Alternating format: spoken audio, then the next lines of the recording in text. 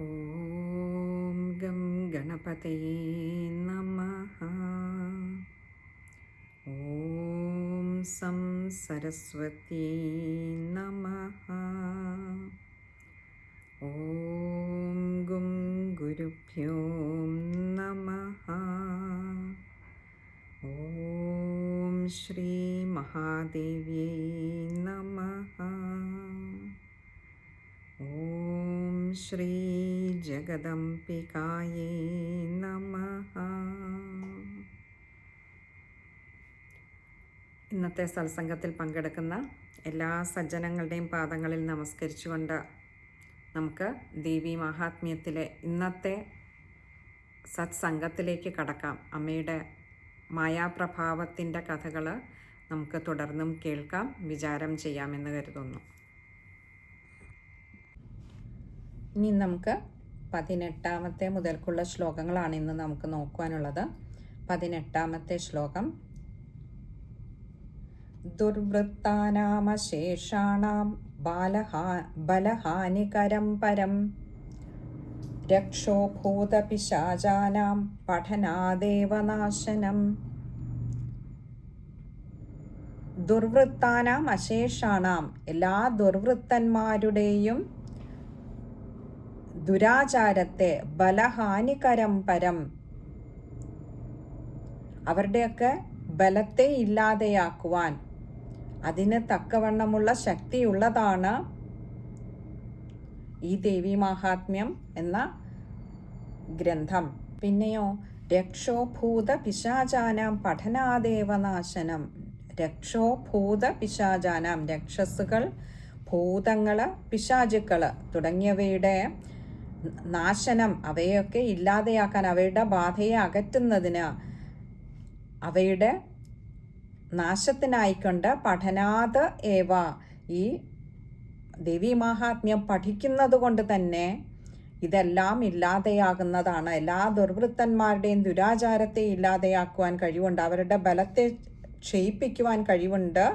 ഭൂതങ്ങൾ, പിശാചുക്കൾ, രക്ഷസുകൾ എന്നിവയുടെ ബാധയെ അകറ്റുവാനും ഈ മഹാത്മ്യത്തിന് കഴിവുണ്ട്. ഇനിയും 19 ശ്ലോകം. സർവം മമൈതൻ മാഹാത്മ്യം മമ സന്നിധികാരകം പശുപുഷ്പാർഘധൂപൈശ്ച ഗന്ധദീപൈസ്തഥോത്തമൈ. സർവം മമൈതൻ മാഹാത്മ്യം മമ സന്നിധികാരകം.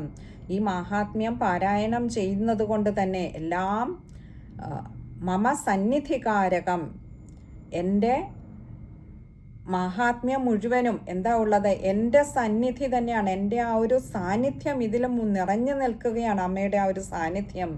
അതുകൊണ്ട് പശു പുഷ്പാർഘ്യ ധൂപൈശ്ച, പശു പുഷ്പാർഘ്യ ധൂപങ്ങൾ,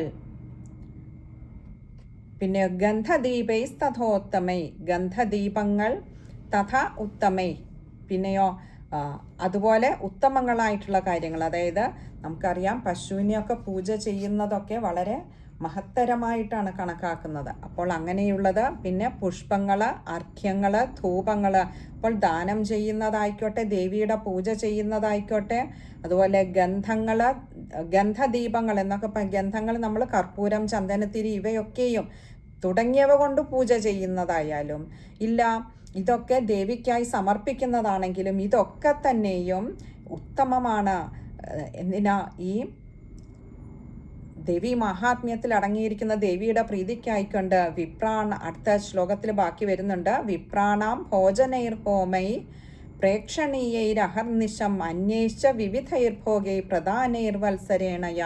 വിപ്രാണാം ഭോജനൈർഹോമൈ, അതായത് വിപ്രന്മാരെന്ന് പറഞ്ഞാൽ ബ്രാഹ്മണർക്ക് ഭോജനൈർ ഹോമേ, ഭോജനം, അവർക്ക് ബ്രാഹ്മണരെ ഊട്ടുക എന്ന് പറയുന്ന തന്നെ ഒരു ചടങ്ങാണ്, കാൽ കഴിയിച്ചൂട്ട്. അപ്പോൾ അത് നടത്തുന്ന ബ്രാഹ്മണർക്ക് ഭോജനം നൽകുന്നത്, അതുപോലെ ഹോമങ്ങൾ ചെയ്യുന്നത്, പ്രേക്ഷണീയൈരഹർനിശം, പ്രേക്ഷണീയങ്ങളായിട്ടുള്ള മറ്റ് വകകൾ എന്നീ വിധത്തിലുള്ള ചര്യകളോടുകൂടി, അന്വേഷിച്ച വിവിധൈർഭോഗൈ എന്നീ വിധത്തിലുള്ള ചര്യകളോടുകൂടി, പ്രധാനൈർ വത്സരേണയ, ഒരു വത്സരം രാപ്പകല് പൂജ നടത്തിയാൽ, അടുത്തത് പറയുകയാണ്, 21-ാമത്തെ ശ്ലോകത്തിൽ ഇതൊക്കെ തുടർച്ചയായി പറയുന്നതുകൊണ്ടാണ് നമ്മൾ ചേർത്ത് പറഞ്ഞു പോകുന്നത്. കാരണം ഒരു ശ്ലോകം കൊണ്ട് അർത്ഥം പൂർണ്ണമാകുന്നില്ല അവിടെ. പ്രീതിർമേ ക്രിയതേ സാസ്മിൻ സകൃദുച്ചരിതേ ശ്രുതേ ശ്രുതം ഹരതി പാപാനി തഥ ആരോഗ്യം പ്രയച്ഛതി. പ്രീതിർമേ ക്രിയതേ സാസ്മിൻ. ഇങ്ങനെയൊക്കെ ഒരു വത്സരം രാപ്പകൽ അങ്ങനെ പൂജ നടത്തിയാൽ, വത്സരം ഒരു വർഷം അങ്ങനെ രാപ്പകൽ പൂജ നടത്തിയാൽ എനിക്കുണ്ടാകുന്ന പ്രീതിയും എൻ്റെ ഈ മഹാത്മ്യം ഒരിക്കൽ പാരായണം ചെയ്യുന്നത് കേട്ടാൽ തന്നെ എനിക്കുണ്ടാകും എന്ന് പറഞ്ഞാൽ, ഇത് ഇത്രയൊക്കെ കർമ്മങ്ങൾ നമ്മൾ ചെയ്യുന്നത് ദേവിയുടെ പ്രീതിക്ക് വേണ്ടിയിട്ടാണ്. പക്ഷെ ഈ ദേവിയാകട്ടെ ദേവി മഹാത്മ്യത്തിൽ ഉടനീളം അങ്ങനെ നിറഞ്ഞു നിൽക്കുകയാണ് ദേവിയുടെ സാന്നിധ്യം. അപ്പോൾ ദേവി പ്രീതിക്കായിട്ട് എന്തേ വേണ്ടു? അമ്മ പറയുകയാണ്, ഇത്രയേറെ ബ്രാഹ്മണരുടെ സേവ ചെയ്യുന്നു, മറ്റു പൂജാദികൾ ചെയ്യുന്നു, പശുക്കളെ പൂജിക്കുന്നു, ദാനകർമ്മങ്ങൾ ചെയ്യുന്നു, ഹോമങ്ങൾ ചെയ്യുന്നു. ഇതൊക്കെ ചെയ്തുകൊണ്ട് ദേവിയുടെ പ്രീതിക്കായിക്കൊണ്ട് നമ്മൾ ചെയ്യുന്നതിനേക്കാൾ അമ്മയ്ക്ക് കൂടുതൽ പ്രീതി ഈ ദേവി മഹാത്മ്യം പാരായണം ചെയ്യുന്നത്, നമ്മൾ പാരായണം ചെയ്ത് അമ്മ കേട്ടാൽ തന്നെ അമ്മയ്ക്ക് ഉണ്ടാകുന്നു. എന്നിട്ട് പറയണേ, ശ്രുതം ഹരതി പാപാനി തഥ ആരോഗ്യം പ്രയച്ഛതി. ശ്രുതം ഹരതി പാപാനി, ഇത് ഈ മഹാത്മ്യം ഇനി മറ്റൊരാൾ പാരായണം ചെയ്ത് നമ്മൾ കേട്ടാൽ തന്നെയും ഹരതി പാപാനി, സർവ പാപങ്ങളെയും അത് ഹരിക്കുന്നു, ഇല്ലാതെയാക്കുന്നു. കഴിഞ്ഞില്ല,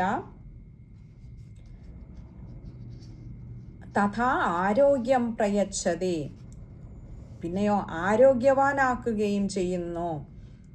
ഇനി അടുത്തത് 22-ാമത്തെ ശ്ലോകമാണ്. രക്ഷാം കരോതി ഭൂതേഭ്യോ ജന്മനഃ കീർത്തനം മമ യുദ്ധേഷു ചരിതം യന്മേ ദുഷ്ടദൈത്യ നിബർഹണം. രക്ഷാം കരോതി ഭൂതേഭ്യോ ജന്മനാം കീർത്തനം മമ. എൻ്റെ ജന്മത്തെക്കുറിച്ചുള്ള ഈ കീർത്തനത്താൽ രക്ഷാം കരോതി ഭൂതേഭ്യോ, എല്ലാ ഭൂതാദികളിൽ നിന്നും രക്ഷപ്പെടാം. പിന്നെ യുദ്ധേഷു ചരിതം യന്മേ ദുഷ്ടദൈത്യ നിബർഹണം. ദുഷ്ടന്മാരായിട്ടുള്ള അസുരന്മാരെ, ദുഷ്ടദൈത്യ നിബർഹണം, ദുഷ്ടന്മാരായ അസുരന്മാരെ കൊന്നൊടുക്കിയ എൻ്റെ ഈ യുദ്ധചരിതം, യുദ്ധേഷു ചരിതം യന്മേ, എൻ്റെ ഈ യുദ്ധചരിതം എന്താ? പിന്നെ അതിൻ്റെയും തുടർച്ചയാണ് അടുത്തത് 23-ാമത്തെ ശ്ലോകം. തസ്മിൻ ശ്രുതേ വൈരികൃതം ഭയം പുംസാം ന ജായത്തെ യുഷ്മാഭിസ്തുതയോ യാശ്ച ബ്രഹ്മർഷിഭിഃ കൃതാഃ. തസ്മിൻ ശ്രുതേ വൈരികൃതം, ഈ ഒരു അങ്ങനെയുള്ള ഈ എൻ്റെ ഈ ചരിതത്തെ കേട്ടാൽ, വൈരികൃതം അതായത് വൈരികൃതം ഭയം പുംസാം ന ജായത്തെ, കേട്ടുകൊണ്ടിരിക്കുന്നവർക്ക് എൻ്റെ ഈ യുദ്ധചരിതവും അസുരന്മാരെ കൊന്നൊടുക്കിയ യുദ്ധചരിതങ്ങൾ, അതുപോലെ എൻ്റെ ജന്മത്തെപ്പറ്റി ഉള്ള ഈ കീർത്തനത്താലൊക്കെ ഭൂതാദികളിൽ നിന്ന് രക്ഷപ്പെടാം. പിന്നെയോ ശത്രുക്കൾ മൂലമുണ്ടാകുന്ന ഭയം, വൈരികൃതം, ശത്രുക്കളിൽ നിന്നുണ്ടാകുന്ന ഭയം, ആ ഭയത്തെ പുംസാം ന ജായതേ, മനുഷ്യർക്ക് ഉണ്ടാകുന്നില്ല. യുഷ്മാഭി സ്തുതയോ യാശ്ച ബ്രഹ്മർഷിഭി കൃതാ. നിങ്ങളിപ്പോൾ എന്നെ ഈ കീർത്തിച്ച ഈ സ്തുതിയില്ലേ, ദേവന്മാരോടും ഒക്കെ ആയിട്ട് പറയുകയാണ്, ഇത് മഹിഷാസുരനെ വധിച്ച ശേഷം ബ്രഹ്മർഷികൾ ചെയ്ത സ്തുതികളും. കഴിഞ്ഞില്ല, അവിടെ വീണ്ടും തുടങ്ങിയാണ് യുഷ്മാഭി സ്തുതയോ യാശ്ച, നിങ്ങളിപ്പോൾ ചെയ്ത ഈ സ്തുതി യാശ്ച ബ്രഹ്മർഷിഭി കൃത, ഇത് ബ്രഹ്മർഷികൾ ചെയ്തിട്ടുണ്ട്. എപ്പോൾ? ഞാൻ മഹിഷാസുരനെ വധിച്ച ശേഷം ആ സമയത്ത് ബ്രഹ്മർഷികൾ ഇത് ചെയ്തിട്ടുണ്ട് ഈ സ്തുതി. പിന്നെ അതിൻ്റെ തുടർച്ചയാണ് 24-ാമത്തെ ശ്ലോകം. ബ്രഹ്മണാച കൃതായാശ്ച പ്രയച്ഛതി ശുഭാം ഗതിം. അതായത് തന്നെയല്ല, ഇവിടെ മധുകൈടഭന്മാരെ വധിച്ച ശേഷം ബ്രഹ്മണാച കൃതായാശ്ച, ബ്രഹ്മാവ് നടത്തിയ സ്തുതികളും പ്രയച്ഛതി ശുഭാം ഗതിം, ഇതൊക്കെ നിത്യവും പാരായണം ചെയ്താൽ അല്ലെങ്കിൽ കേൾക്കുകയെങ്കിലും ചെയ്താൽ പ്രയച്ഛതി ശുഭാം ഗതിയും, ശുഭമായിട്ടുള്ള ഗതിയെ, അവസ്ഥയെ പ്രാപിക്കുന്നു. പിന്നെയോ കഴിഞ്ഞില്ല, അരണ്യേ പ്രതരേവാപി ദാവാഗ്നി പരിവാരിത. അരണ്യേ പ്രതരേ, അതായത് കാട്ടില് അകപ്പെട്ടു പോയിട്ടുള്ള, ഇനി അങ്ങനെ ആയാൽ പോലും ദാവാഗ്നി പരിവാരിത, അതായത് കാട്ടുതീ ചുറ്റും പറ്റിപ്പിടിച്ചിട്ട് ചുറ്റും അങ്ങനെ വ്യാപിച്ചിട്ട് അതിനുള്ളിൽ അകപ്പെട്ടാലും, അപ്പോൾ ഇനിയും തുടർന്നുള്ള ശ്ലോകങ്ങളിലൊക്കെയും നമ്മൾ ജീവിതത്തിൽ വന്നു പെടാവുന്ന ദുർഘടങ്ങളായ പല ഘട്ടങ്ങളെ ദേവി തന്നെ ഇങ്ങോട്ട് പറയുകയാണ്. പറയാണ്, അരണ്യേ പ്രതരേവാപി ദാവാഗ്നി പരിവാരിത. വൻകാട്ടിൽ വഴിയറിയാതെ നമ്മൾ അകപ്പെട്ടു പോകാം. അത് സത്യത്തിൽ ഈ ജീവിതവും അതേപോലെ ഒരു കാടാണ്. നമുക്ക് മുൻപോട്ടുള്ള വഴി എന്താണെന്നോ എന്താണ് അടുത്ത നിമിഷം സംഭവിക്കുകയെന്നോ നമ്മൾ അറിയാതെയുള്ള യാത്രയാണിത്. അപ്പോൾ അങ്ങനെ വലിയൊരു കാട്ടിൽ വഴിയറിയാതെ അകപ്പെട്ടു പോയിട്ട് പരിഭ്രമിക്കുക. ഇനി അതല്ല, ദാവാഗ്നി പരിവാരിത. ദാവാഗ്നി എന്നാൽ കാട്ടുതീ ചുറ്റിനും വ്യാപിച്ചതിന് ശേഷം അതിനിടയിൽ അകപ്പെട്ടു പോവുക. ഇനി അതുമല്ലെങ്കിൽ 25-ാമത്തെ ശ്ലോകമാണ്. ദസ്യുഭിർ വ്യാവൃത ശൂന്യേ ഗ്രഹീതോ വാപി ശത്രുഭി സിംഹവ്യാഘ്രാനുയാതോ വാ വനേ വാ വനഹസ്തിഭിം. ദസ്യുഭിർ വ്യാവൃത ശൂന്യേ ഗ്രഹീതോ വാപി ശത്രുഭിം. ഇനി പറയാണ്, മോഷണം അതുപോലെ പിടിച്ചു പറിക്കുക ഇങ്ങനെയൊക്കെ തൊഴിലാക്കിയിരിക്കുന്ന കള്ളന്മാരുടെ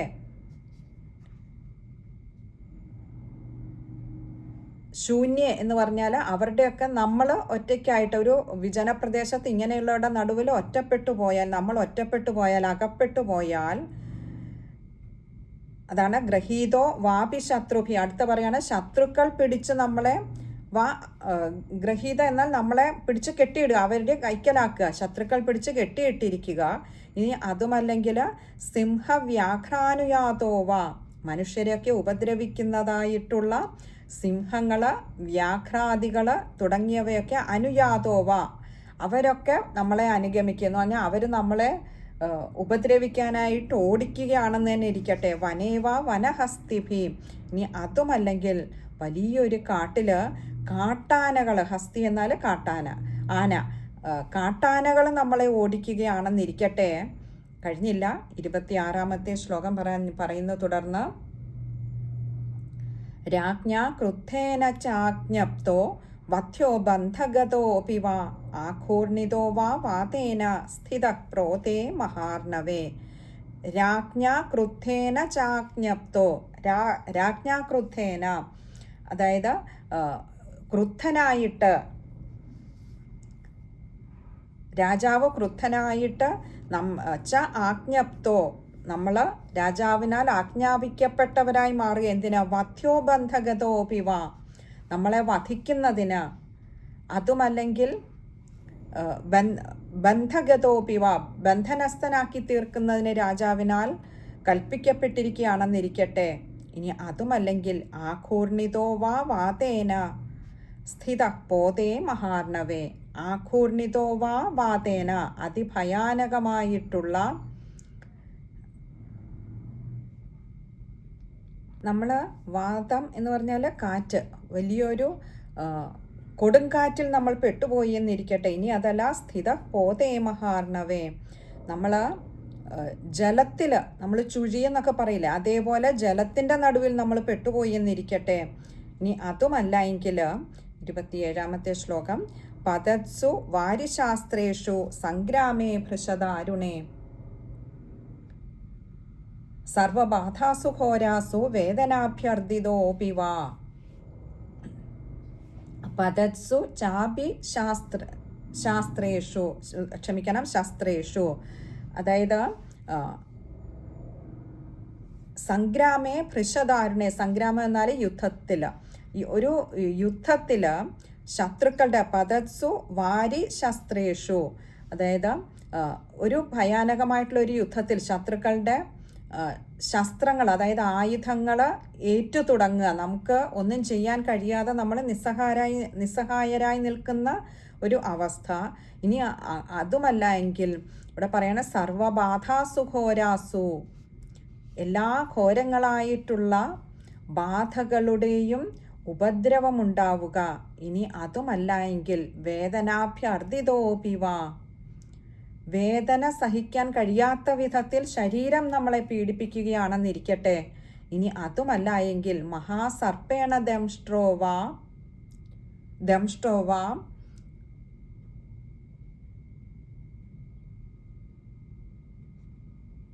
ഇത് ചില ഗ്രന്ഥങ്ങളിൽ മാത്രമായിരിക്കും ഇപ്പോൾ ഇനി നമ്മൾ പറയുന്ന ഈ 2 വരിയുള്ളത്. അതായത് മഹാസർപ്പേണ ദംഷ്ട്രോവ സർപ്പേണാനുഗതോപിവ, ആ 2 എണ്ണം ചില ഗ്രന്ഥങ്ങളിലുണ്ട്, ചില ഗ്രന്ഥങ്ങളിലില്ല. അവിടെ ഒരു പാഠഭേദമുണ്ട്.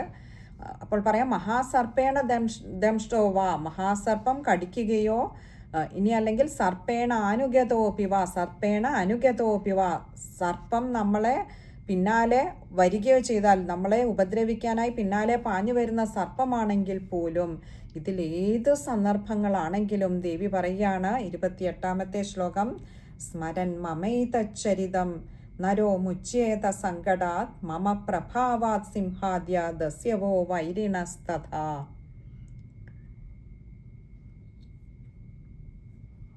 സ്മരൻ മമേതച്ചരിതം എന്തേ വേണ്ടു, ഇങ്ങനെയുള്ള ഏത് സന്ദർഭങ്ങളായിക്കോട്ടെ, നിങ്ങൾ ഏത് സന്ദർഭങ്ങളിൽ നിങ്ങൾ നിസ്സഹായരായി നിൽക്കേണ്ടി വന്നാലും എൻ്റെ ഈ ദേവി മഹാത്മ്യ ചരിതത്തെ നിങ്ങൾ ഒന്ന് സ്മരിച്ചാൽ മതിയാകും. നരോ മുച്യേത സങ്കടാത്, മനുഷ്യൻ എല്ലാ സങ്കടങ്ങളിൽ നിന്നും നിശ്ചയമായിട്ടും മോചനം ലഭിക്കും. എന്നിട്ടെന്താ പറഞ്ഞേ, മമ പ്രഭാവാത് സിംഹാദ്യ, അല്ലെങ്കിൽ മമ പ്രസാദാത്, അത് രണ്ടും കാണാം. സിംഹാദ്യ ദസ്യവോ വൈരിണസ്തഥ,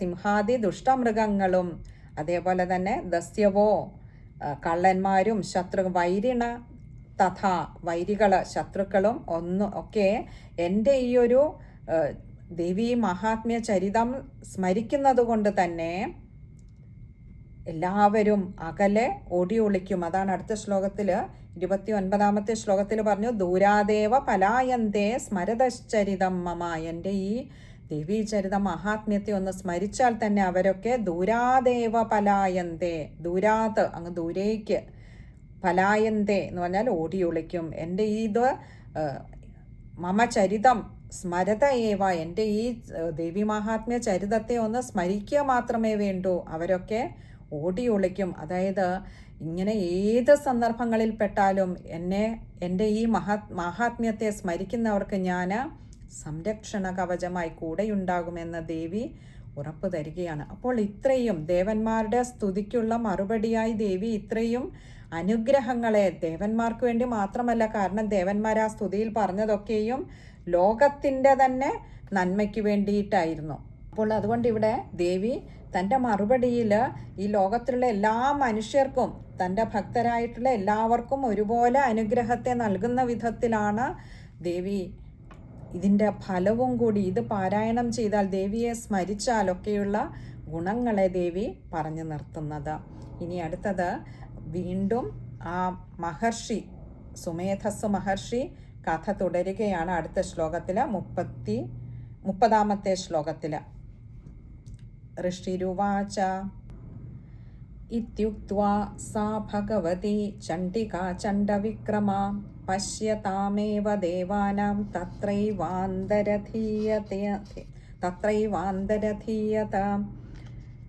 ഇത്യുക്ത്വാ സാ ഭഗവതി, ഇപ്രകാരം ആ ഭഗവതി ദേവി പറഞ്ഞതിന് ശേഷം ചണ്ഡികാ ചണ്ഡവിക്രമ, ആ ചണ്ഡികാദേവി എങ്ങനെയുള്ളത്, ചണ്ഡവിക്രമ അതിഭയങ്കരമായ പരാക്രമത്തോടു കൂടിയ ചണ്ഡികാദേവി പശ്യതാം സർവദേവാനാം എല്ലാ ദേവന്മാരും നോക്കിയിരിക്കെ തത്രൈവ അന്തരധീയത, ആ നിമിഷം ദേവി അവിടെ നിന്നും മറഞ്ഞു കളഞ്ഞു. ഇനി അടുത്തത് 31-ാമത്തെ ശ്ലോകമാണ്. ദേവന്മാർ ചോദിച്ച എല്ലാ അനുഗ്രഹത്തെയും കൊടുത്തിട്ടാണ് ദേവി അവിടെ നിന്നും പോയത്. അപ്പോൾ ആ സ്തുതിക്ക് അത്രമാത്രം മഹത്വമുണ്ട്. തന്നെയല്ല, ദേവിയുടെ ഈ ചരിതത്തിനും അത്രമാത്രം ശ്രേഷ്ഠതയുണ്ട് എന്നും കൂടി നമ്മളെ ദേവി തന്നെ അറിയിച്ചു തന്നിട്ടാണ് അമ്മ മറഞ്ഞത്. ഇനി 31-ാമത്തെ ശ്ലോകമാണ്. ദേവി ദേവാനിരാതങ്ക സ്വാധികാരാൻ യഥാ പുരാ യജ്ഞഭാഗഭുജ സർവേ ചക്രുർവിനിഹതാരയ. ദേവാനിരാതങ്ക, ആ ദേവന്മാര് നിരാതങ്ക യാതൊരു തരത്തിലുള്ള ആതങ്കങ്ങളും ഇല്ലാതെ, മാനസികമായിട്ടുള്ള യാതൊരു വിഷമങ്ങളും കൂടാതെ ഇന്നവർ സന്തുഷ്ടരായി തീർന്നു. സ്വാധികാരാൻ യഥാപുര പണ്ട് മുൻപ് അവർ എപ്രകാരമായിരുന്നു അവരുടെ ദേവലോകത്തെ നയിച്ചിരുന്നത്, ജീവിച്ചിരുന്നത്, അതേപോലെ അവരവരുടെ സ്വാധികാരാൻ അവരവരുടെ അധികാരങ്ങൾ പണ്ടത്തെ പോലെ തന്നെ നടത്തുവാൻ തുടങ്ങി. യജ്ഞഭാഗ ഭുജസർവേ അവരുടെ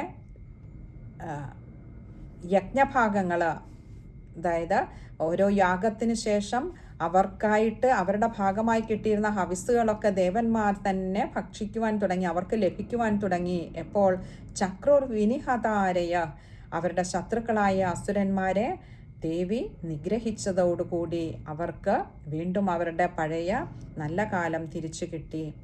ഇനി 32ാമത്തെ ശ്ലോകമാണ്. ദേവ്യാ ച ദൈത്യേ നിഹതേ ശുംഭേ ദേവരിപൗയുധി ജഗദ്വിധ്വംസകേ തസ്മിൻ മഹോഗ്രേതുലവിക്രമേ. ദേവ്യാച ദൈത്യേ നിഹതേ.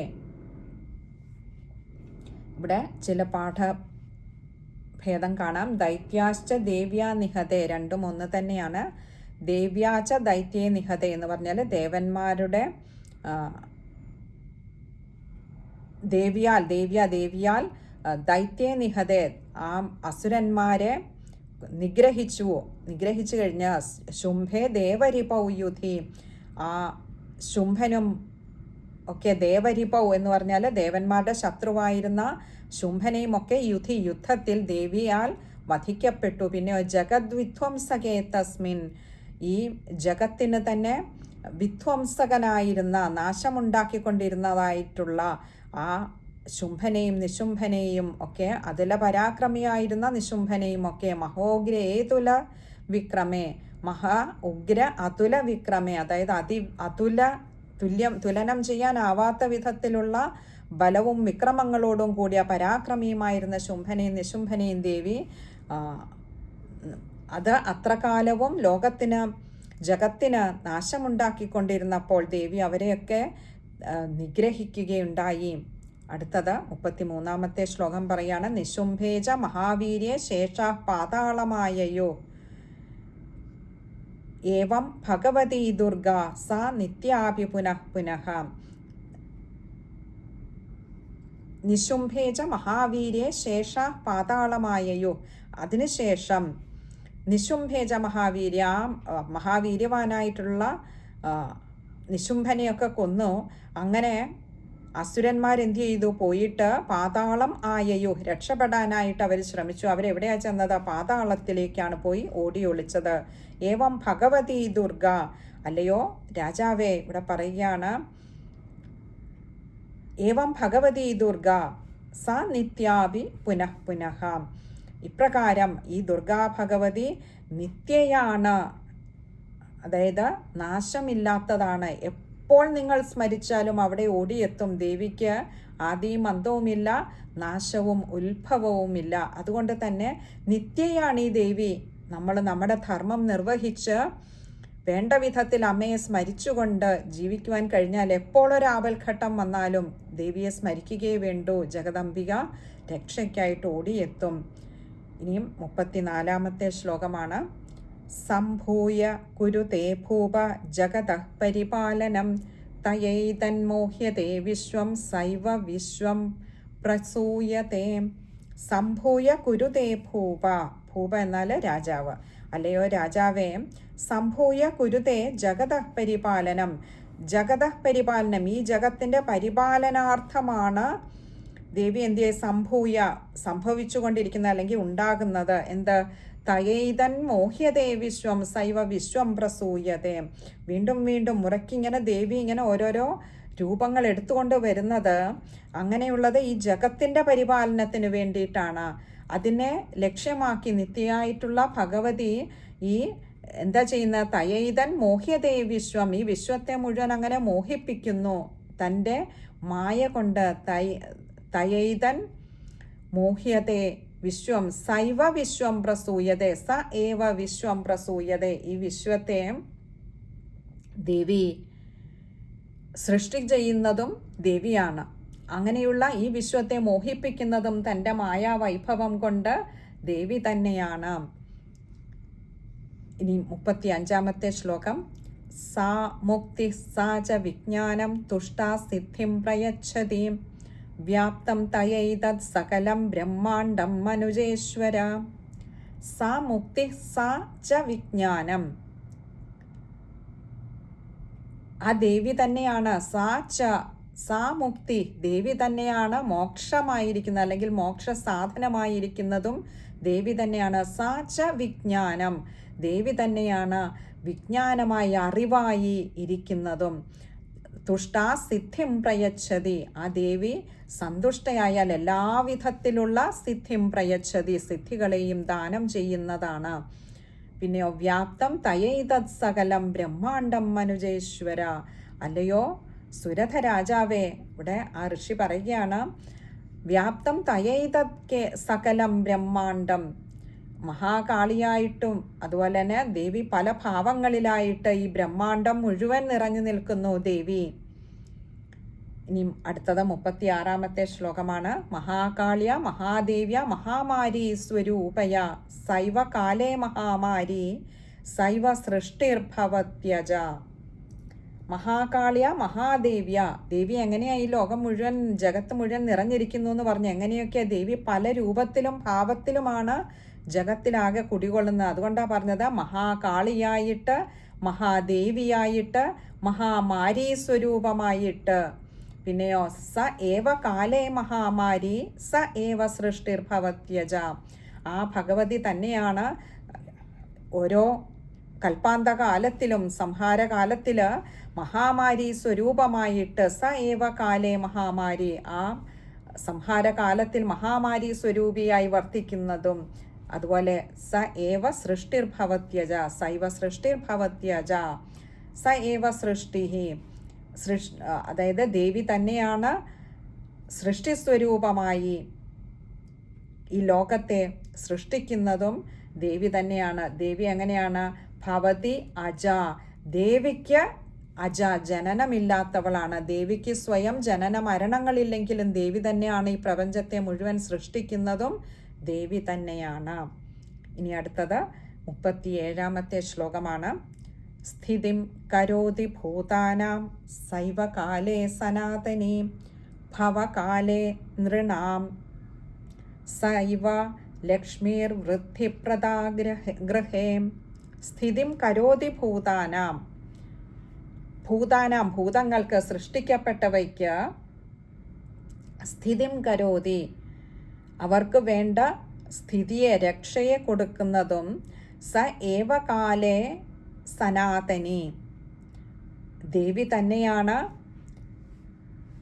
സനാതനി എന്ന് പറഞ്ഞാൽ എന്നും നിലനിൽക്കുന്നത്, അതായത് നിത്യയായിട്ടുള്ള ഈ ദേവി തന്നെയാണ് എല്ലാ ഭൂതങ്ങൾക്കും രക്ഷയെ കൊടുക്കുന്നതും ദേവി തന്നെയാണ്. പിന്നെയോ ഭവകാലേ നൃണാം സൈവ ലക്ഷ്മീർ വൃദ്ധിപ്രദാ ഗൃഹേ. ഭവകാലേ നൃണാം, നൃണാം എന്ന് പറഞ്ഞാൽ മനുഷ്യർക്ക്, ലക്ഷ്മീർ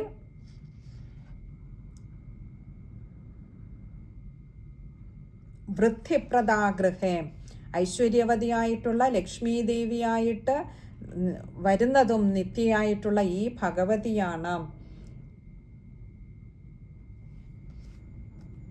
അപ്പോൾ പറയുകയാണ്, ദേവി തന്നെയാണ് സൃഷ്ടിക്കുന്നത്, ദേവി തന്നെയാണ് രക്ഷയായി നിലനിൽക്കുന്നത്. അതുപോലെ തന്നെ അഭ്യുദയകാലമാകുമ്പോൾ അഭിവൃദ്ധിയെ പ്രദാനം ചെയ്യുന്ന ഐശ്വര്യവതിയായിട്ടുള്ള ലക്ഷ്മി ദേവിയായി വാഴുന്നതും നിത്യയായിട്ടുള്ള ഈ ദേവി തന്നെയാണ്, ഈ ഭഗവതി തന്നെയാണ്. അല്ലയോ രാജാവേ.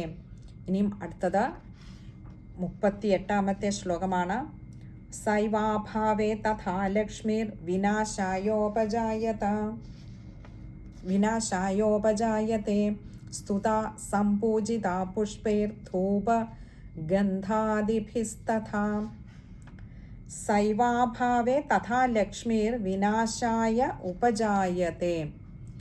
ഇനി വിനാശകാലമാകുമ്പോൾ അതിനായി പ്രവർത്തിക്കുന്ന സ ഏവ അഭാവേ തഥാ ലക്ഷ്മീർ, ഈ ദേവിയുടെ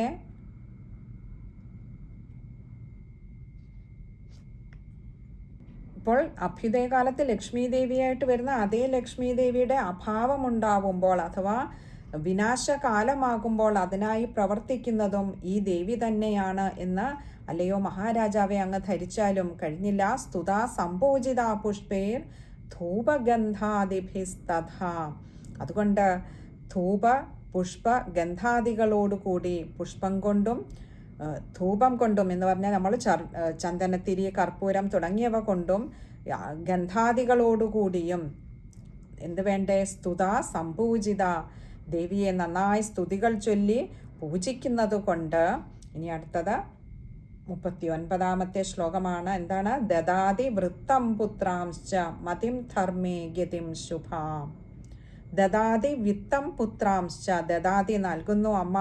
അമ്മ സംപ്രീതയായിട്ട് അമ്മ എന്ത് ചെയ്യുന്നു? വിത്തം പുത്രാംശ്ച, അതായത് ധനമാണ് വേണ്ടതെങ്കിൽ അത് വേണ്ടുന്നവർക്ക് ധനത്തെ നൽകുന്നു. പുത്രരെയാണ് വേണ്ടതെങ്കിൽ സന്തതികളെ നൽകി അനുഗ്രഹിക്കുന്നു. മതിം ധർമ്മേ രതാം ശുഭാം.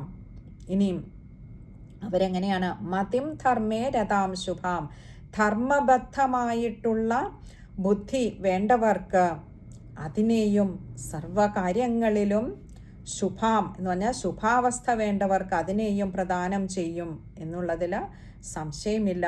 അതുകൊണ്ട് അല്ലയോ മഹാരാജാവേ, ധൂപഗന്ധാദി പുഷ്പാദികളാൽ ദേവിയെ നന്നായി സ്തുതികൾ ചൊല്ലി പൂജ ചെയ്തോളൂ. സദാ അമ്മ, നിത്യയായ അമ്മ, സനാതനിയായിട്ടുള്ള അമ്മ ഇവിടെ ഭക്തരുടെ സംരക്ഷണത്തിനായിട്ട് സദാ ഉണ്ടായിരിക്കുന്നതാണ്. അതുകൊണ്ട് മടികൂടാതെ ചെയ്തോളൂ. എന്തുദ്ദേശിച്ചാണോ അമ്മയെ പ്രാപിക്കുന്നത്, അമ്മയെ പൂജ ചെയ്യുന്നത്, എന്താണോ ഭക്തൻ്റെ ആവശ്യം അതറിഞ്ഞമ്മ വേണ്ടുന്നത് ചെയ്തു കൊടുക്കുന്നതാണ് എന്ന് ആ രാജാവിനെ പറഞ്ഞു ബോധ്യപ്പെടുത്തിക്കൊണ്ടാണ് ദേവി മഹാത്മ്യത്തിലെ ഈ 12ാമത്തെ അധ്യായം മഹാരാജാവിന് സുമേധസ്സു മഹർഷി പറഞ്ഞ് നിർത്തുന്നത്.